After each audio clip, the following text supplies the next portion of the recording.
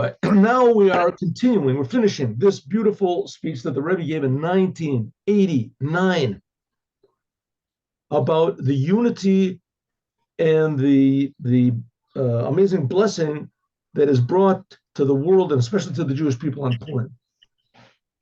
I just thought about this the other day. In fact, I saw something that I wrote several years ago, and that all the holidays are Jewish holidays. The only holiday which is an anti-Jewish holiday is Purim. Purim is a holiday which is based on anti-Semitism. It's an anti-Semitic holiday. There was a person that stood up only because he was an anti-Semite, and he convinced the whole world to hate the Jews.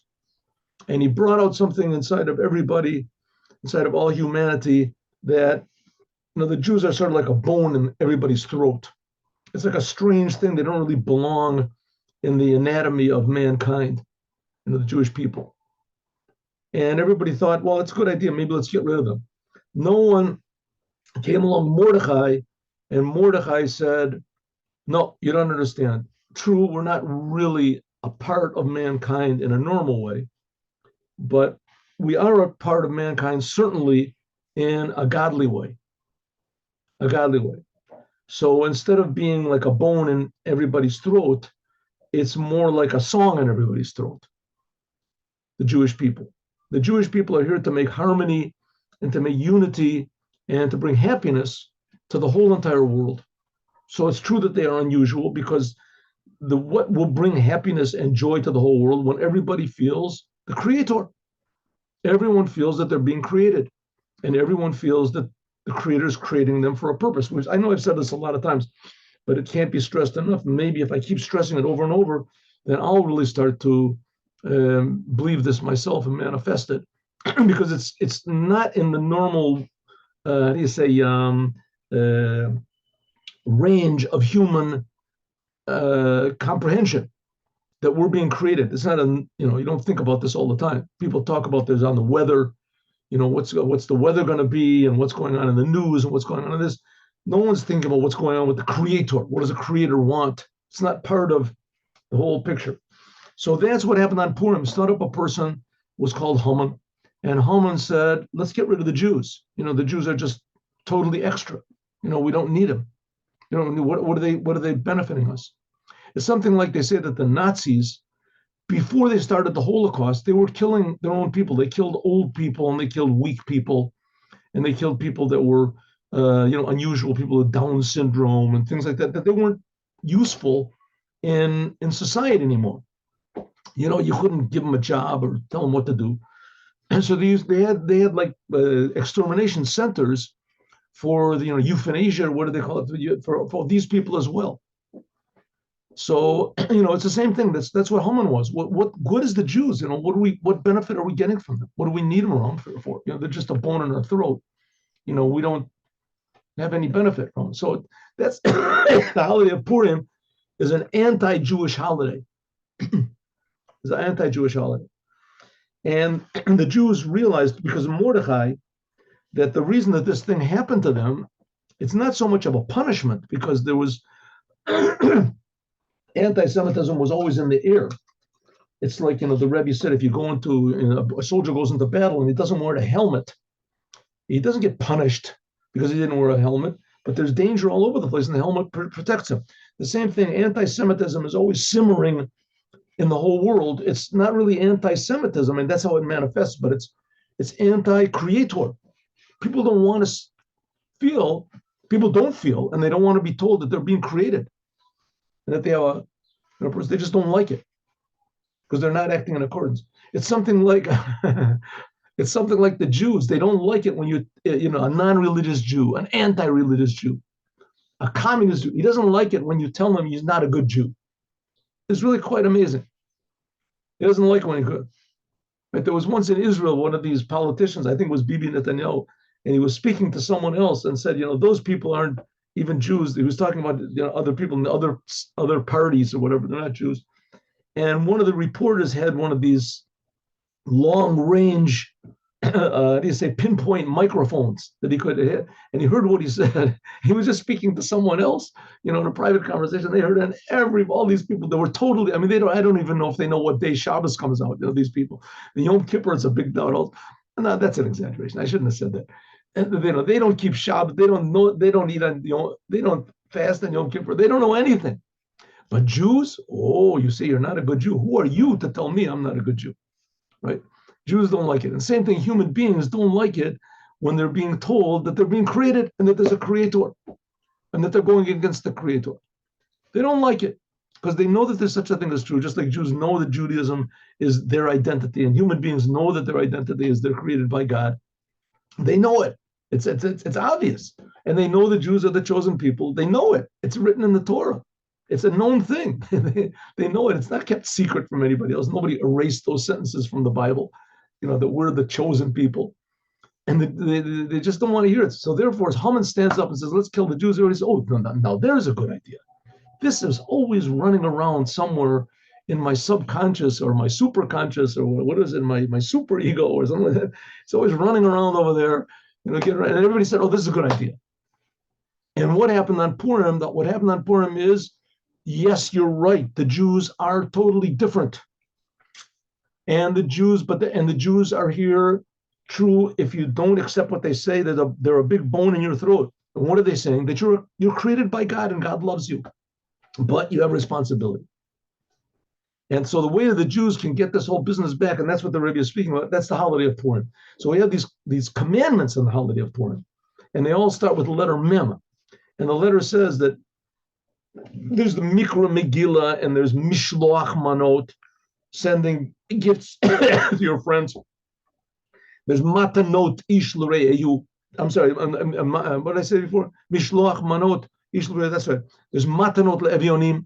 There's gifts to the poor. So it says that there's mishloach manot ish l're'eyu, that you have to give two things to at least one person, minimum, two things to one person. And matanot le'evyonim, that you have to find two poor people and each one give them one thing. That's what we're talking about, minimum. Minimum to give $1 to two people, $1 to one poor person and another $1 to another person. That's the minimum you did. You did it, that's the minimum. We're not going for the minimum over here, especially Chabad does not teach you to do the minimum. Generally speaking, in what do they call it, Orthodox Judaism, they're not looking to do the minimum.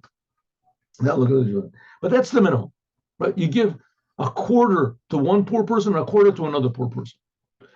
Jewish people should be Jewish people. Not that you shouldn't give charity to non-Jewish people. There's a command, just like you don't put tefillin on your leg. Why not? Why don't you put tefillin on your leg or on your, on your nose? Why not? That's just the law. It's just okay. Give it to two Jewish people, and also matan mishloach manot l're'eyu. You have to give two types of food to one person. Minimum. That's what you do. And then you have to hear the Megillah in the nighttime and in the daytime. And you have to hear it from a person. Some people are doing it on the radio, on the television, and they're making a recording of doing this. That's not good. It's not good. Maybe somehow or other you can figure out that. Don't do it. Don't. Go in with a group. You have to be with a group. And you hear it with 10 people. A person that's that's sick or whatever, have somebody come and read it for you if you can. Or you can read along. Read along from a book. But it should be read from a Megillah in your. Okay, then, and last of all, Mishta. You have to be happy. You have to make a meal and be happy. Be happy. And people get drunk. And they're not, don't go overboard. You're not yotze with marijuana or things like that. It says Mishta Yayin. You have to be with wine. So, what can we do? Psychedelic drugs. In general, the Rebbe was against these things because you lose your free will. And at least when you're drunk, it just, how do you say, confuses your free will, but it doesn't, you're not going on a trip somewhere. Okay, so that's the holiday of Purim. Now, and so the Rebbe said those are the four mems, and that represents the idea of Moshiach, who's also mem. And, by the way, the Rebbe doesn't say this, but Moshiach's name is Menachem Shemo, that's also a mem. And there's a sentence in Isaiah, in the 9th chapter of Isaiah, that says that the Moshiach will will come. A son is born, a boy is born. It's talking about the king Chezkiyahu. The son is born, and he will be marbe misura.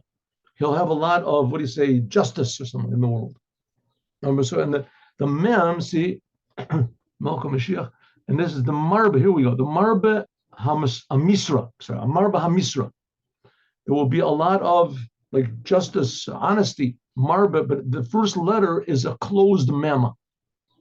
And the Rebbe said the letter mem generally represents the exile because it's open on the bottom to indicate that we have to fix something up. We have to close it up with good deeds.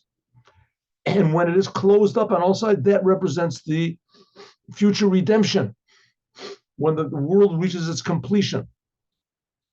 And which means like a person is healthy, right? A doctor, the world is now sick.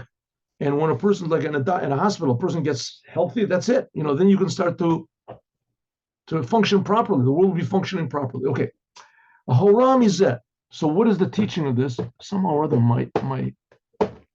maybe I have to get a new screen or something. My screen is green, huh? The screen is green. New words for a new song, maybe. Okay, here we go. Hahora mizeh, the teaching for this regarding Lamaisa Bapol. What should we actually do? What are you supposed to do? Okay, Godel Hishtadlut, you have to make a tremendous effort. Make a big effort. Yes, is everybody here? Yes. You have to make a big effort. Godel Hishtadlut. Make a big effort. Bekol Inyani Apurim, and everything of Purim, Mitoch Ahavas Yisrael, with loving every Jew, Achdut Yisrael, and uniting with every Jew. Now, how do you do that? You have to find the common factor in every single Jew and realize that common factor is very, very good, and try to ignore the not good things. Huh? That's one way of doing it. And number two is to look for the uncommon factor, the uniqueness in every Jew, and think to yourself, I need to learn from that. There's something here to be learned. And really, you're supposed to learn from every human being. But nevertheless, let's talk about the Jewish people. How do you say love begins at home? Jewish people first. You have to try to love every Jew. And if you find Jews that you cannot love them, it's impossible. They're just too disgusting. So you just have to try to ignore the bad and believe that there is something good, some redeeming factor in that Jew. And a lot of times, if you treat a person as though there's something good, you'll bring out the good in him, right? It's a known thing. You take the child who's the most unsuccessful child in the class, and he doesn't listen, doesn't this, and you praise him, and you believe in him, and you say, you are smart, you're just different than everybody else, and maybe you have to treat him different, maybe you have to have special classes, but still you have to, by encouraging someone, a coward to be brave, he becomes brave. By encouraging a person who is not intelligent to be intelligent, it makes them intelligent. It intelligence gives them. And that was sort of the theme of what was it, Allison? What was it? No, not Allison. What was the thing? Anyway, they gave the Iron Man a heart, a new heart. They gave him I can't remember what that is. Anyway, so by treating a person nice as the person becomes nice, a lot of times it works. Anyway, however you do, you have to do whatever tricks you can in order to try to not be negative with another Jew and to be, yes, positive in another Jew, if for no other reason that God is creating everybody. So God knows what he's doing. So there's some people that only God could create a thing like that, but nevertheless he's creating. But Nosaf al-Kiyam mitzvahs, in addition to doing the commandments of Purim by means of every single Jew, minarva zaken, from children until elders, minar zaken, from children until elders, taf and ashim, even babies and women, asher bakol medinos amelachim, which are all the all of the countries of the king, Malko Shalom, and who's the king? The king is God. These are all quotes from the Megillas Esther, and Megillas Esther is the only book in the whole Torah that does not have the name of God in it, but there's a lot of opinions. It says every time it says Hamelech, the king, that's talking about God, and every time it's a metaphor. And every time it says Achashverosh is also a metaphor for God. In any case, whoever it was back then, Achashverosh ruled over the whole world, and he was a metaphor for God who also rules over the whole world. HaKarovim v'Rachokim, that all of the countries in the world should the Jews should awaken that are living there, and they should do the commandments of Purim ad lepina didachet until the end of the world. Yesh lahar ishu lefarsim, should advertise in every single place. Makom in b'chutz la'aretz, whether it's outside of the land of Israel. Alachas kama v'kama, how much more so? Ba'artzut hakodesh, artzeinu hakadusha, and our holy land. Al derech hishtadlus mekol inyanei Purim, that you should make efforts and everything dealing with Purim. Yeah, ba'ofen barov am hadrat melech, you should get as many people together as you can. So if in your area they're reading the Megillah, so go and gather people together, and that they should all come together. They should all come together to read the Megillah. If possible, go to the rabbi, whatever type of a synagogue it is, doesn't make any difference. But it has to be a genuine synagogue. If they're reading from a Megillah, and it should be with the more people, the better. So go around and advertise about the reading of the Megillah, reading of the Megillah. The Lomi boy, and it goes without, and Benogea the Mikra Megillah, without the Micah Mashmalon. And reading, not only should you gather the people together for Purim, but for sure you should gather them together for the reading of the Megillah. Also, the other things of Purim, Mishloach Manot, you should send as many gifts as possible. Matanot Levionim, gifts to the poor, give charity. Mishta v'simcha, invite people to your house to be happy. Sha'av shalom etzinu, even though we don't find sheyakpidu la'asotzim, but rov am, even though these other things which are not, it says clearly in the law book, Shulchan Aruch, you should try to have the reading of the Megillah with as many participants as possible. And the other three commandments of Purim, namely to give charity and to have a nice happy meal and to give gifts to your friends of food, they should pass one to the other. Each and every person on his own. Right? It doesn't say anywhere that has to be done with a lot of people. But nevertheless, that we want, since we want and we need, and we have to finish this terrible exile that we're in, and the scattering, how the Jews are all scattered around. By means of adding the unity of the Jews, it's proper.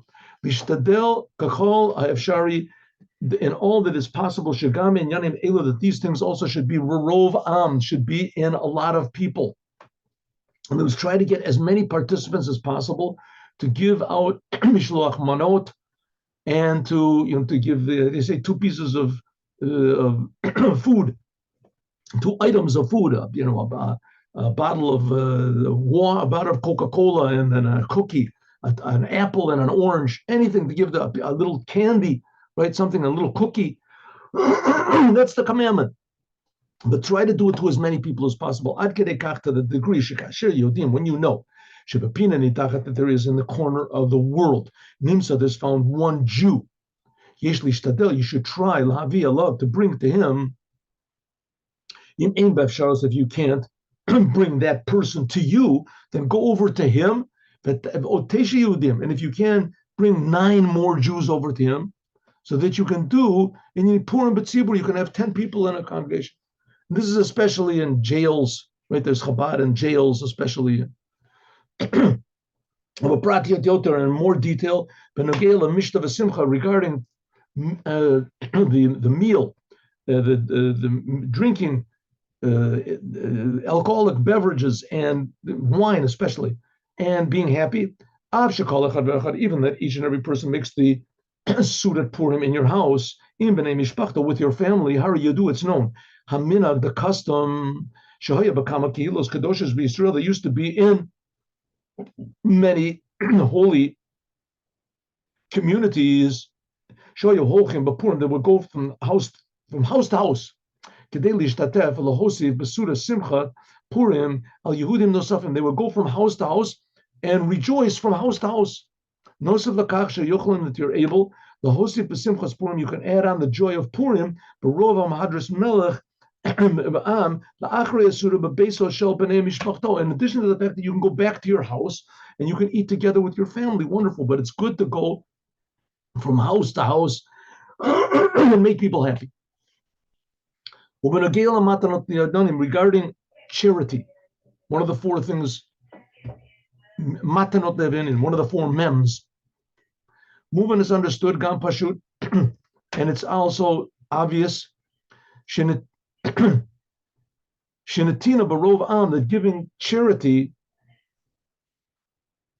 if you want to give it publicly, it has to be very careful. The kavod shel aniyim, in the dignity of the poor people. Al yedei hanatina barov am, the gabai. So one way of doing it is to give your charity to someone to distribute it. The gabai, what's it called, the sextant or something of the synagogue, and he can distribute it. Usually the way it goes, at least in synagogues and religious communities, that the poor people know that this is a day for charity. So they sort of throw their, how do you call it? You call it a person, introversion to the winds. They go out and they gather money in the synagogues. But still, nevertheless, however it is, it's very important to give with a smiling face. A lot of people also, they come to the synagogues and they're very embarrassed. There's women that they don't have husbands for whatever reason, and they have to collect money for this. So you have to be very nice and very pleasant to poor people when you give them money. In general, the whole year you have to. But on Purim, there's a lot of poor people around. So you have to be don't give with that kafetch. Oh, another guy coming on. I already gave to you. This is right, with a smile. Do with a smile. It's very important to be a smile. Even people that you don't want to smile to, that you know that they're lying and they're cheating and they're just coming to you. You give them something. It's a day to be happy. So it says, that there should also be a charity box that you give to the sextant, and he divides it up to people. Especially you should have a charity box in your kitchen. Now the Rebbe is talking about the whole year. The whole year you should try to have in your room a charity box, and it's Rebbe's going to say, and it's better if it becomes part of the room. In other words, to somehow to fix it to the wall. And all you have to, and especially in the kitchen, because they have to stress that the food and drinking is permeated with charity. The charity box becomes something that's set. But the eating and the drinking and even the dishes that you use, it's not something that's set part. The food, you finish eating and then that's it. The dishes, they could break, you change your dishes. But the charity box should be a fixed part of your kitchen. In other words, charity has to be an essential element of your Jewish identity. But od v'ikar, and even more, the orer odot to give charity. We're talking about. But and the main thing is la'orer odot klalot ha'inyan kimu masha kiblu kavar. That on Purim, the Jewish people received for the first time what they accepted on themselves, and they actually received what God gave them at Mount Sinai. Chirush, the novelty of that on Purim, you accept the Torah and the commandments brand new. It should have an effect on the whole rest of the year. That should be permeated with this point of Judaism.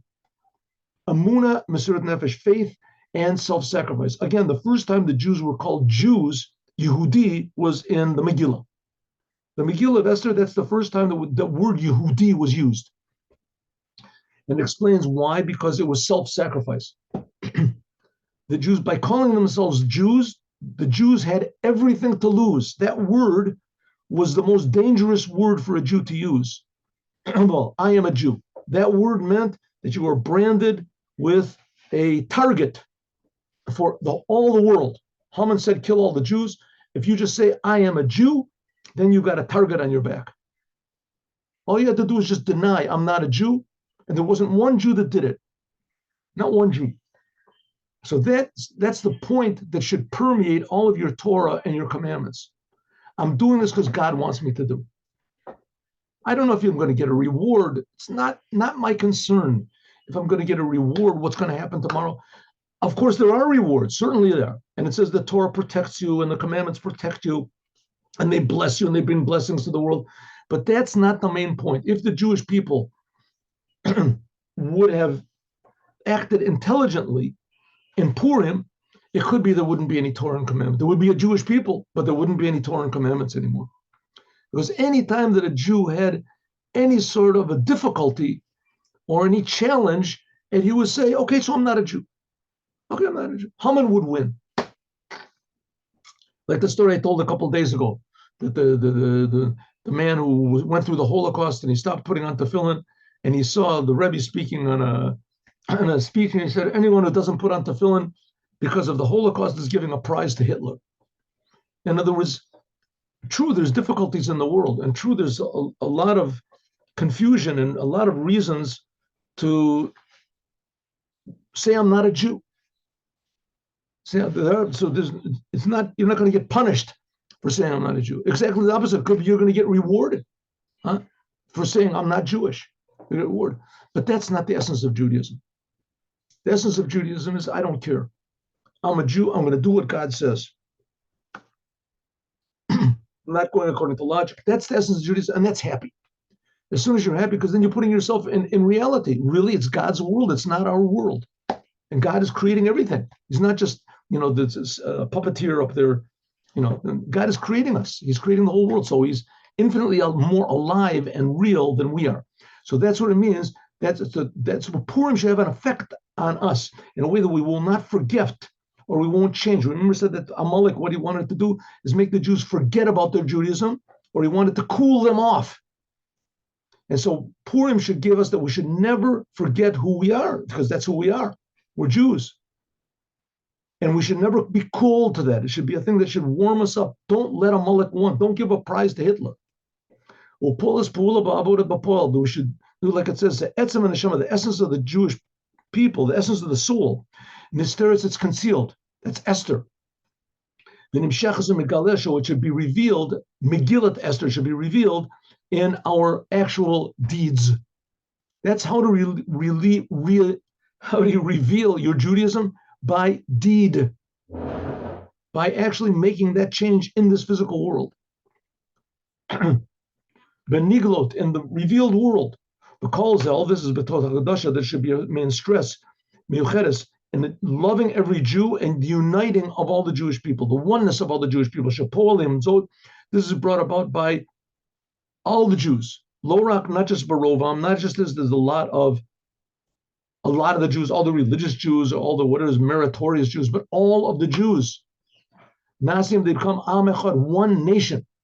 Begilu, in a revealed way, Al Yadei, by means of the revelation of Nekudat Yadut, the inner point of Judaism, Shehi Eitzel Kol Yehudi, which is equal in every single Jew.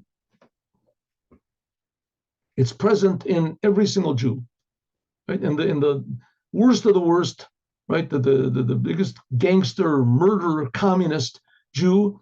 Exactly the same point of Judaism is in this as it is in Moshe Rabbeinu and the Lubavitcher Rebbe and Moshe Feinstein. Exact same point of Judaism. It's no different. The biggest sinner and the biggest lowest person in the world, they had the exact same Judaism, point of Judaism, as the greatest, holiest person in the world. That's the unity. The Ad until Shapolam that reveals the unity of God in the whole world. I mean, like I said so many times before, it's really sort of, the times we're in now is really amazing, because people, they hate Jews just because they're Jews, and they don't even have any logic behind it. There's no reason behind it. It makes no sense, right? They're just hating a person. You're Jew, oh, I hate you, right? Your people are evil people. What do you mean? What do you mean, my people? I've got nothing to do with that. I don't eat Jewish food. I don't keep Jewish commandments. I don't, like the people that were killed on October the 7th, right? Well, they weren't doing anything Jewish. They weren't expressing in any way any Judaism. They had nothing to do with Judaism whatsoever. right? What they were doing was not according to what the Torah says you should do. It was Shabbat and it was music and it was this. Why were they killed? Because they're Jews. And they're just exactly the same thing Jews as every other Jew. When we realize that this inner point of Judaism is the most precious thing in the world, and the people who hate life and that hate good, that's why they hate the Jews. So that unifies all the Jews. But calling Yanim all these things. So that's why I say Purim is not just a Jewish holiday, it's an anti-Jewish holiday. But call in Yanim Elu all these topics, Ba'ofen Shel Zirus, it will quicken, speed up. Kafi Shekorim, like we read in the prayer of Mincha in Parshas Tzav next week. Ein Tzav Ela Lashon Zrizot. Next week's Torah portion is Tzav et Ben Israel. We'll read that in Mincha. And the word Tzav means to speed up. Tzav et Ben Israel means hurry them up, speed them up. But Miyad L'Toras, why? Because to speed them up because of what this is. It's talking about the the Ola, an offering that was given, it was burned completely on the altar. So the Kohanim, they didn't get any part of it. And so they think, listen, I'm putting my energy and everything, I'm not getting anything out of the offerings. A lot of the offerings were eaten, parts were eaten by the Kohanim, but not this offering, not the Ola. So it says, therefore, you had the Tzav, you had to speed them up to do to do the commandments only because God is saying, not because of any reward you're getting, because they're not getting any reward. They're not getting any parts of the meat. Kol, including the special. So we should also the same thing to us. We have to speed up. We have to be alacritous and enthusiastic.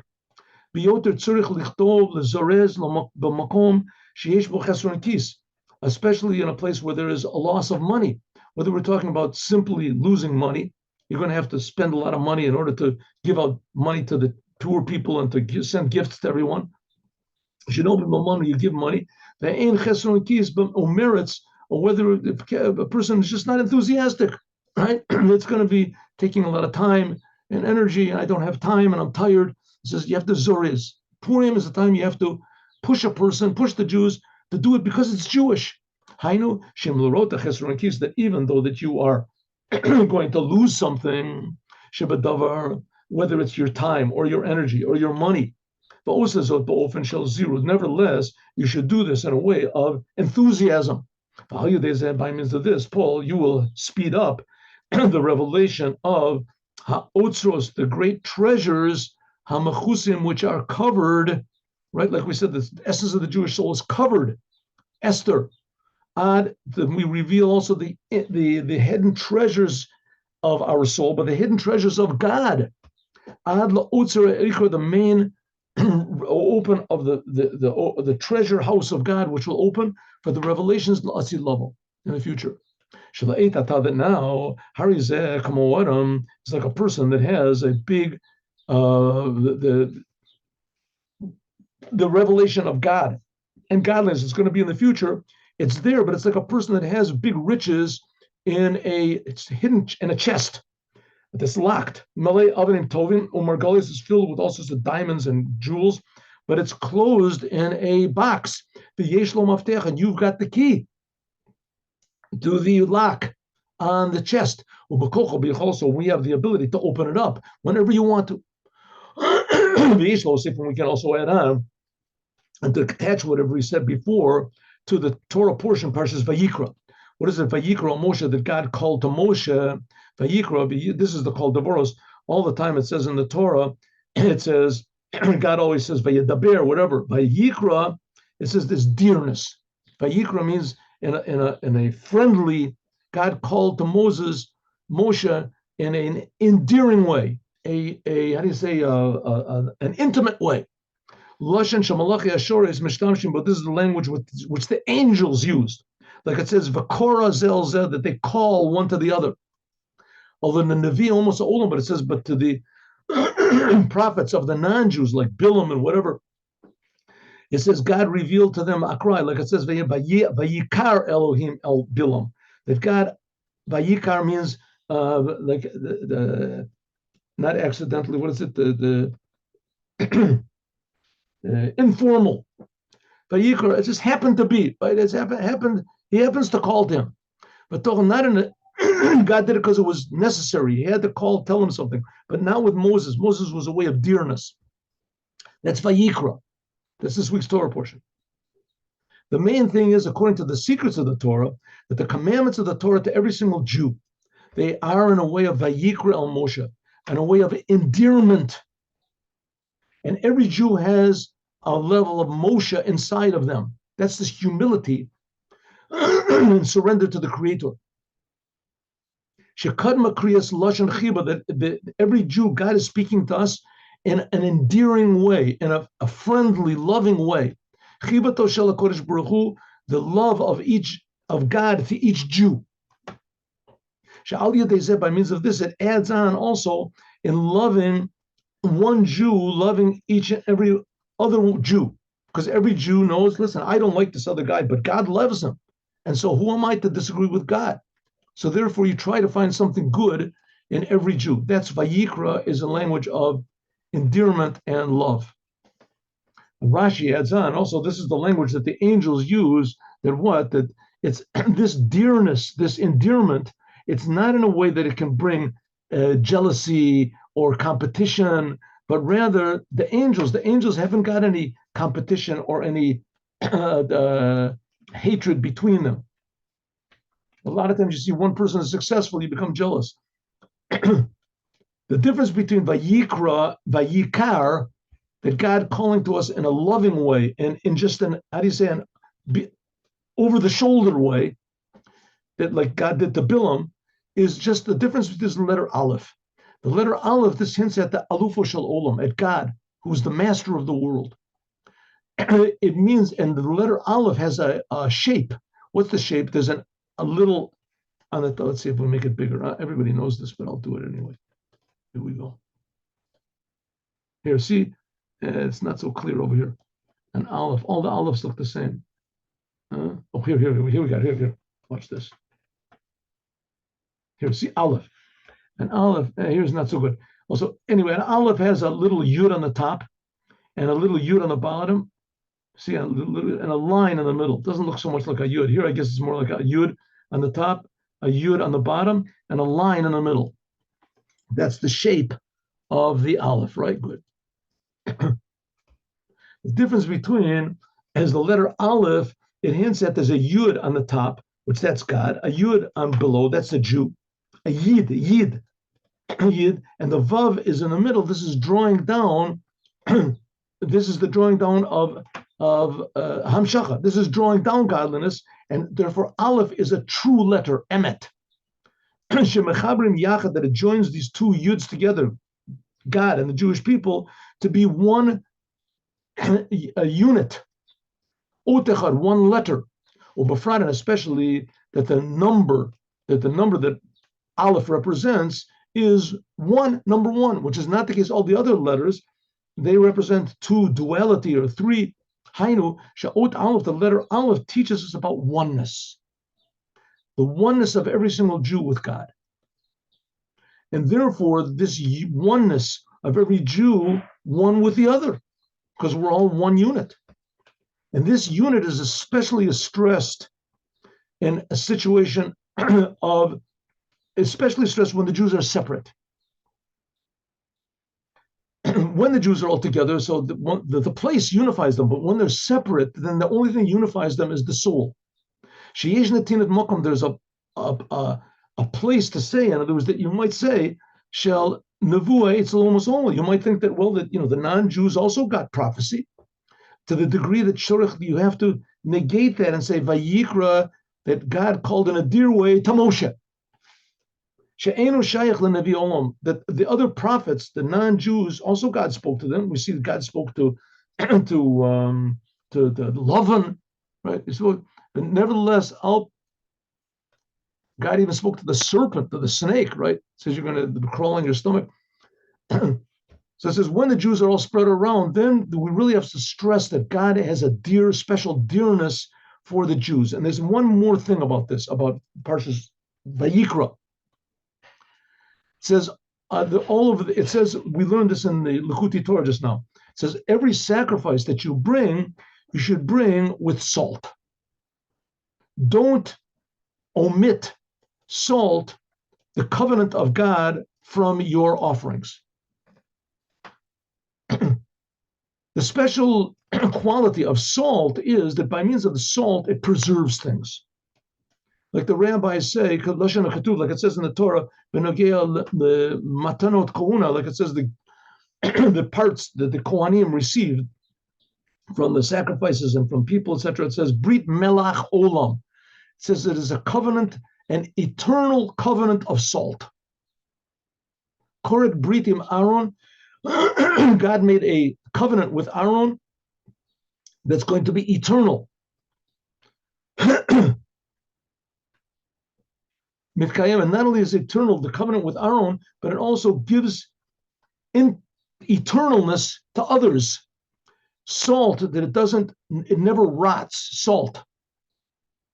Even today, like we see today, right? When did God make the Kohanim? Back 3,300 years ago when he gave the Torah. After the Jewish people worshiped the golden calf. So he said the Kohanim, they're going to be the main ones. He says, still to this day, we still keep that. There's people who know that they are Kohanim from back then. The Chuna Nosef is B'melech, in addition,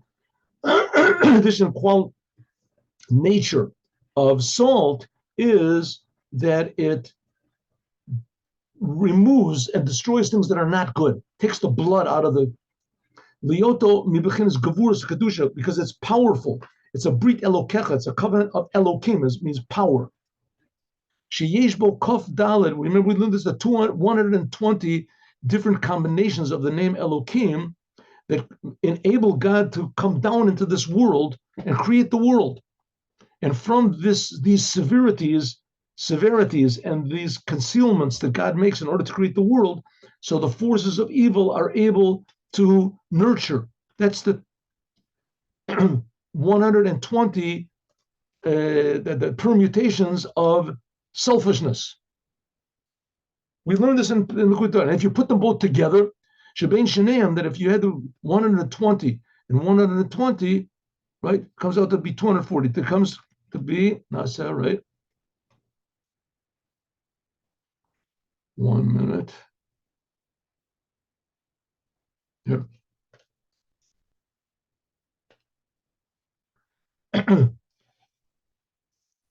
One second. What did I do? I skipped something over here. Oh, no. Oh, here we go. Oh, yeah.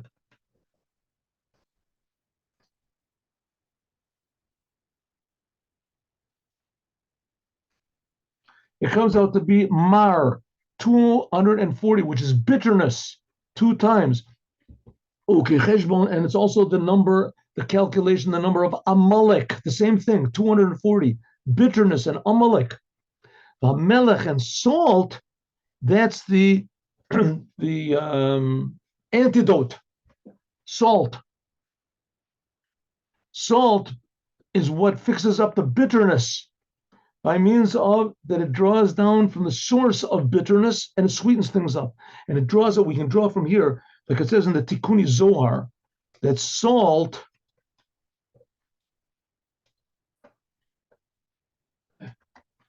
okay. It says in the that salt is the letters of Chalom. Remember we did this of Cholem. We had this in the Kuti Torah. Cholem. Cholem is okay. First of all, it's that line O, the O sound, and it's also Cholem means lachlimeni, to be strong. Lashon yachlemu. Rashi says you have to be stronger. Yachlemeni v'yacheini. Like it says, make me strong. Cholem, the letters of Melach, it strengthens us. So what does salt do? It preserves. It also negates bad things, takes away bad things, the mar, the bitterness, Amalek. Hainu lo rak brios v'chizuk stam, elashigam b'matzav yerud shel choli. Even when a person, God forbid, is sick, it can make a person stronger. That's the idea of salt. What does it mean in our service of God? Hakiru lelokus, coming close to God. Like we said, Adam mikem ki yakriv korban. That's how this week's Torah portion begins. That you have to come close to God.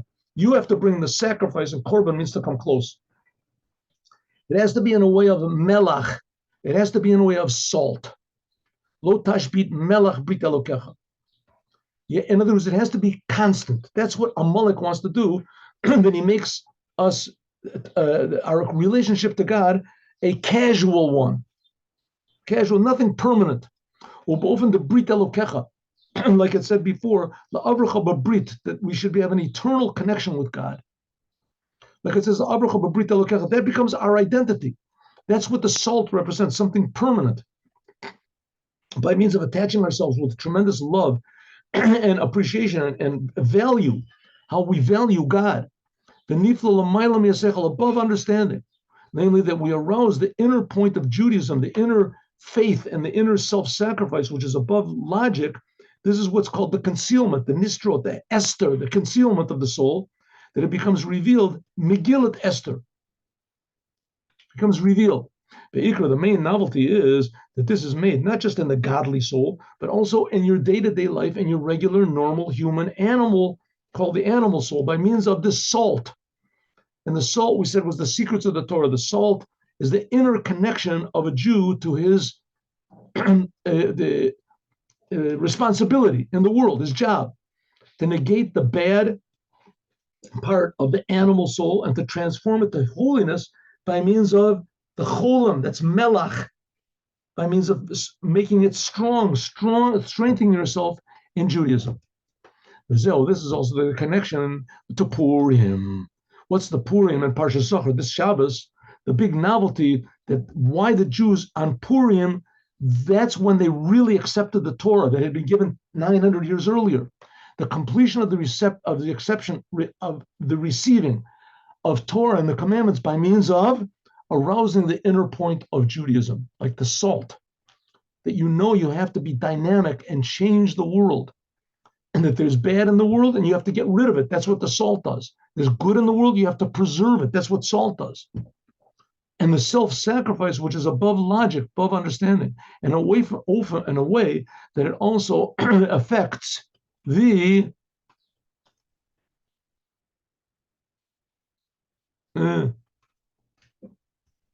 fact that the Jews are scattered around all the nations, and that also the Jews become one, no matter where they are in a revealed way. And this is something like salt, Brit Elokecha. It is a covenant, an eternal covenant with Elokecha. Elokecha, we said, is the, the bad side of the Creator, that we can transform it to be good. Right? 120 and 120 is mar, bitter. That's Amalek. We can fix it up. Giloi hitkashut ha'atzmit Israel, the revelation of the essence of attachment of the Jewish people to God, with God, in the Kodesh Baruch Hu. Well, and that's what it means, that the whole purpose of the salt, it also begins with a mem. Like I said before, this also hints at the melach is in the place where it's necessary to close up the opening of the mem, the bad things in the world, to close it up. And then and that's also what says the Jews are mifurad mem, two bad mems. The Jews are scattered around the world, and to make a mem stuma that it'll be closed up. In the future redemption, by means of the Moshiach Tzikenu, lamar b'hamisra, like it says in Shalom, without any end of peace. And that is today's class. Just 1 second. Let me just close this off 1 second. I wanted to go through one small thing here. 1 minute.